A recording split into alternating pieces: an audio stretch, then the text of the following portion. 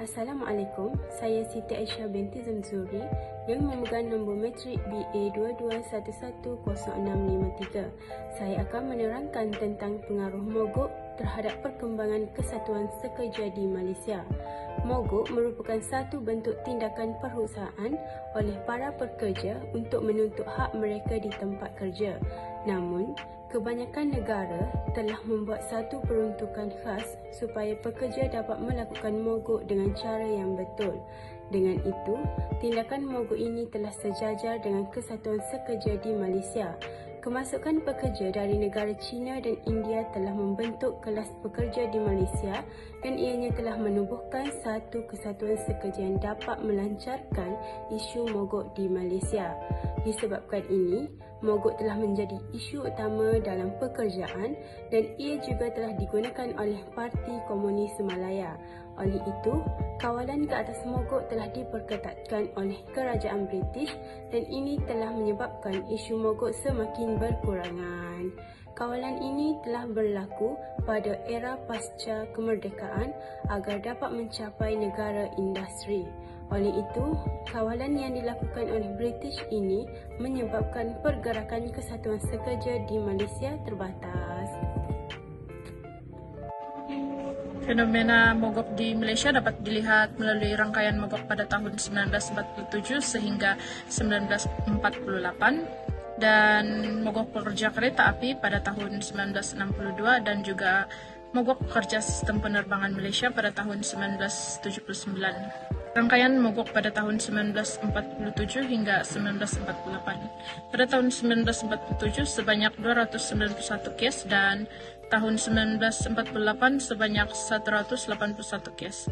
Sebahagian besar mogok yang dilakukan oleh pekerja ini adalah melibatkan pekerja-pekerja dalam sektor perladangan getah.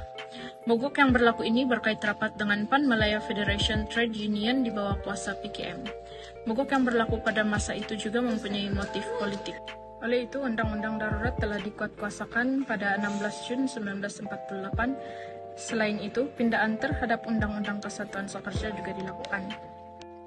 Seterusnya, mogok pekerja kereta api pada tahun 1962. Mogok ini berlaku pada 23 Desember 1962 sehingga 15 Januari 1963. Tujuan mogok ini diadakan adalah untuk menuntut bayaran upah secara bulanan dan agar diiktiraf sebagai kaki tangan kerajaan.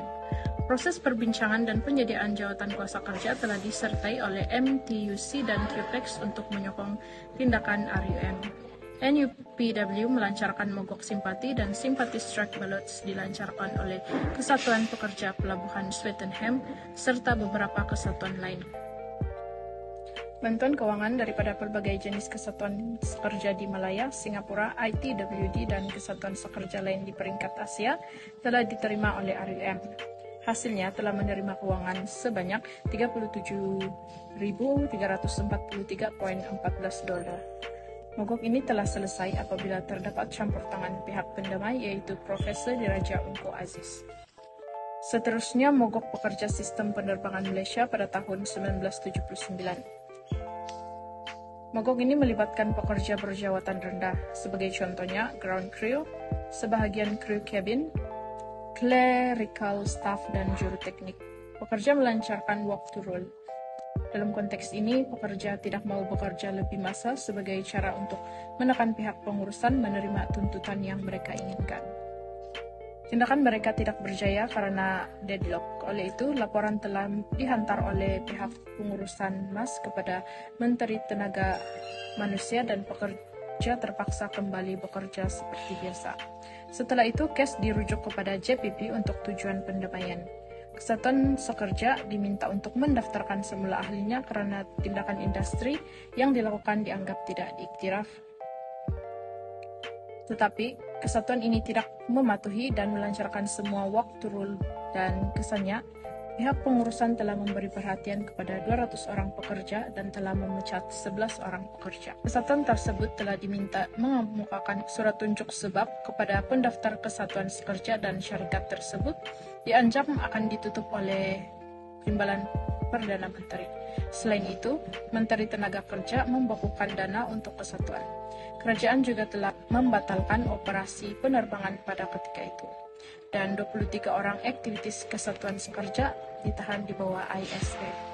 Kes ini diselesaikan dengan pelarasan gaji baru dan Kesatuan Pekerja Sistem Penerbangan telah didaftarkan semula pada 30 Agustus 1979, manakala Kesatuan Pekerja Penerbangan Asing pada 24 April 1980. Seterusnya saya Nursyazin Arfini binti Muhammad akan membentangkan kesan mogok terhadap perkembangan Kesatuan Sekerja di Malaysia. Mogok yang seperti kita tahu merupakan satu tindak balas dilakukan untuk menuntut hak mereka daripada majikan dan pekerjaan. Mogok juga dapat membantu mengajar para pekerja untuk mempunyai sifat keyakinan untuk memperjuangkan hak mereka. Contohnya seperti yang diceritakan oleh DAS 1991 semasa terlibat dalam Kesatuan Sekerja, yang antara lain yang berusaha untuk membentuk sikap pekerja agar menjadi lebih berdikari, berkeyakinan dalam menghadapi pihak majikan. Dengan adanya mogok, pihak kerajaan telah mengambil tindakan untuk mengurangkan kesan negatif mogok kepada masyarakat dan perkembangan ekonomi negara. Korobila dan Arud Soti 1995, Aminuddin 2013 dan Young Mershidi 2017. Antara langkah utama yang dilakukan oleh kerajaan adalah dengan memiliki institusi khusus bagi mengatur dan mengawal pergerakan Kesatuan Sekerja dan mogok. Di Malaysia, kawalan yang dilakukan adalah sejajar dengan dasar pembangunan negara, yaitu bagi memastikan peralihan ekonomi berasaskan pertanian kepada ekonomi berasaskan perindustrian berjaya dilakukan. Ini pernyataan dinyatakan oleh Aminuddin 2013 dan Hamid Ismail 2013 dan Sulaiman 2016. Selain itu, kesan mogok terhadap perkembangan Kesatuan Sekerja juga telah menyebabkan keberkesanan kawalan perundangan, menyebabkan bilangan mogok telah berkurang dan memberikan pelbagai implikasi terhadap hubungan perusahaan di Malaysia.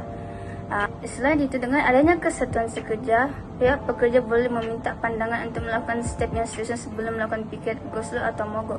Jadi, mogok ni boleh mengakibatkan kita Kesatuan Sekerja di Malaysia ni makin berkembanglah dengan positif, tapi masa yang sama memberi kesan yang negatif. Implikasi seterusnya adalah terhadap pendapatan berkaitan keamanan perusahaan di Malaysia. Adakah dengan berkurangnya bilangan mogok dapat dijadikan asas sebagai petunjuk dalam keamanan perusahaan? Tindakan kawalan melalui penginstitusian penyelesaian pertikaian perusahaan, Jabatan Konstruktif dan Pembangunan Salah Laku, Ahmad 2004 dan Amidun 2013, Tarumaraja L 2007. Meskipun begitu, dengan adanya piket mogok ini, pertikaian perusahaan ini tidak dapat dielakkan sampai bila, kerana ianya akan sentiasa terjadi dan tidak akan merupakan satu lumrah di dunia pekerjaan untuk menuntut hak-hak kita sama ada sebagai pekerja. Mogok juga telah memberi kesan yang besar kepada Kesatuan Sekerja, kerana dari mogok ini Kesatuan Sekerja akan menjadi lebih berkembang dan orang ramai akan lebih tahu mengenai peraturan untuk melakukan mogok dan apa itu mogok untuk memperjuangkan hak mereka sebagai seorang pekerja. Sekian dari saya, itu je.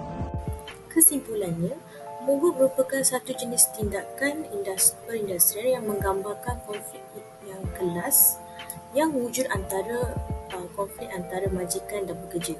Jika konflik ini timbul dan tidak dapat diselesaikan, kerajaan akan bertindak sebagai pihak ketiga dan menawarkan prosedur penyelesaian yang sesuai.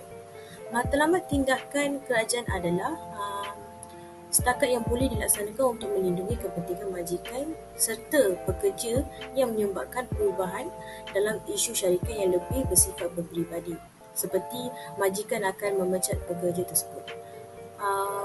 Bagi membina dan mengekalkan harmoni antara pekerja dan majikan, mereka perlulah berunding, membuat rundingan secara damai untuk mengelakkan konflik di antara pekerja dan majikan.